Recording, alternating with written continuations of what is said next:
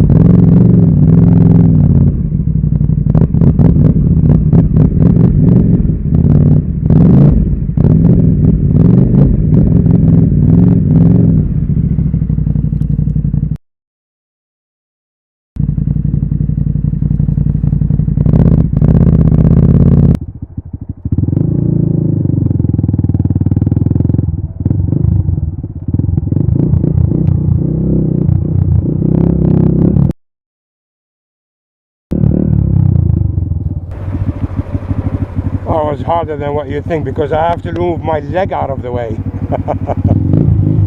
Cool.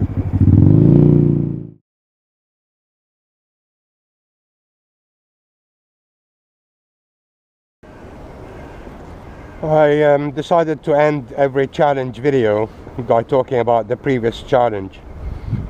So the 30 to 70 challenge, what did we learn? We learned that the Nuda is no slouch. She did a fantastic time. But there was a debate or a discussion regarding many people saying, I'm surprised the S1000 won by such a margin. Well, let me tell you, if you rode the two bikes, you wouldn't be surprised. BMW, when they so-called detuned the RR engine to the R, I don't call it detuning, I call it enhancing for the street. They increased the torque, they changed the gearing, and they came up with an incredible package. Now, I've seen it on one website. It's actually the second fastest bike of all time, 0 to 100. It is incredibly fast. I have no allegiance to KTM or to BMW or to Husqvarna or to this and that. I am an independent person. These are my bikes. I'm not biased. I will do whatever needs to be done, and then I will show the results to you guys. So when you ride the KTM, the feeling you get, it just wants to rip your arms apart. And when you ride the BMW, the performance takes your breath away. So this is the only way I can really compare the two. They are close at the top end, but I still believe the BMW is the quicker bike. Now, some people said, oh, the traction control kicked in the last millisecond of the KTM. Well, that doesn't matter because traction control is part of the whole package. Traction control could have kicked in on the BMW. So if you roll up to a guy on a KTM and you're on the BMW and you go for it, it will be exactly the same result. If his traction control kicks in, it doesn't matter. Now, I don't have any preference between the two because they are completely and utterly different bikes. People say, oh, they are the same genre. No, they're not. They're supposedly, and I say supposedly, street bikes. But they are completely different. What appeals to the KTM rider doesn't appeal to the BMW rider. And that's why I love them both, because they are different bikes. If a magazine decided, come on, they are the same genre, we're going to put them against each other, that's up to them. In my view, they are not. So the guy who's going to buy the KTM is not going to like the BMW, and vice versa. Hope that clears it up.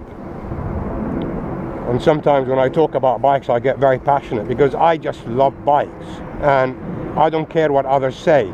People would say, oh, the KTM is better or the BMW is better. I would say go ride them both and get the one that you like the most.